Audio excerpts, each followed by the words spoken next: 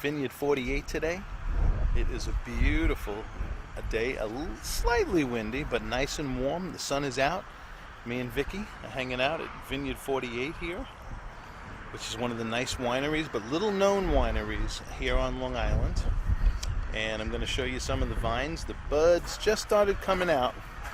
It's April 19th, I believe. And here's the little sitting area of Vineyard 48. Just a beautiful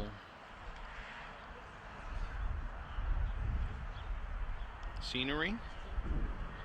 Nice relaxing place.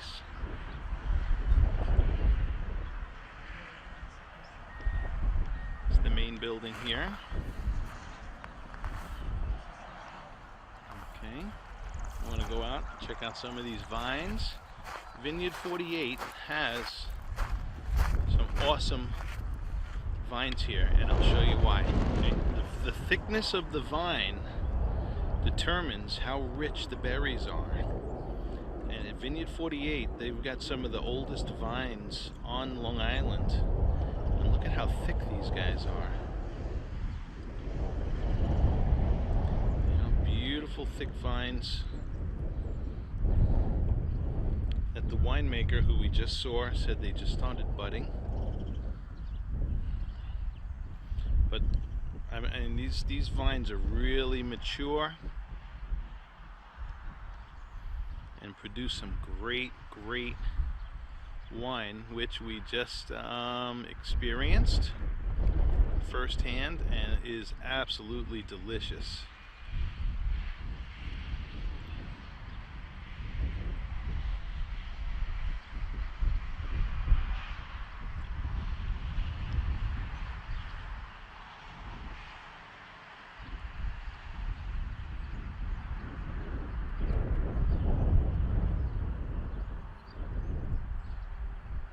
Just an absolutely beautiful day here on Long Island.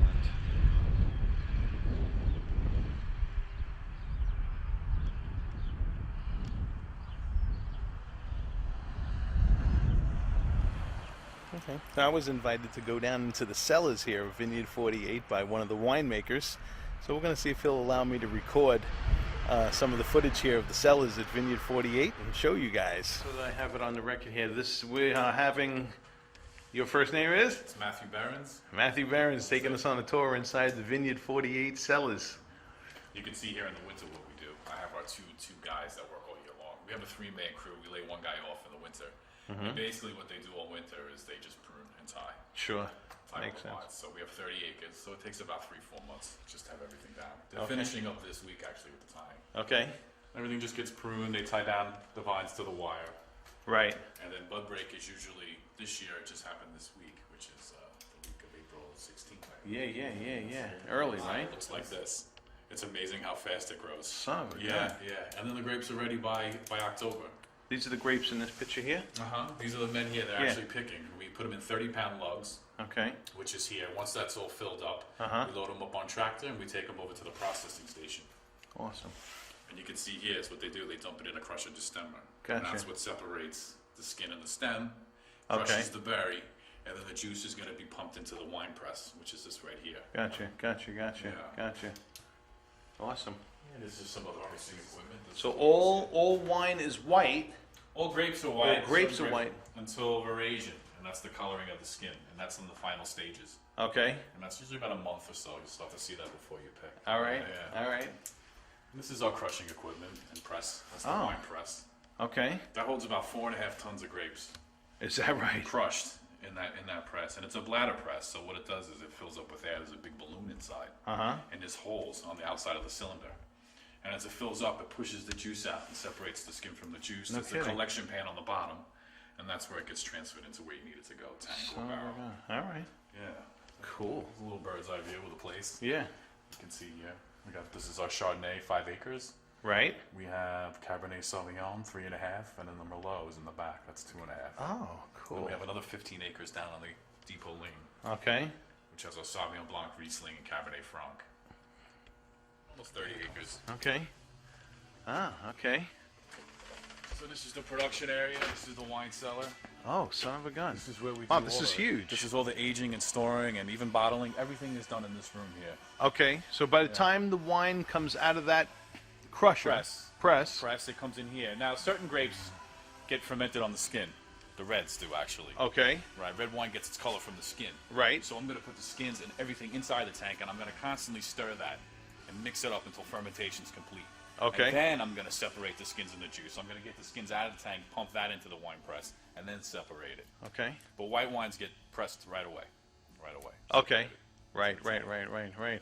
And this is, where my red wines are aged and stored. How long do you age them for at least?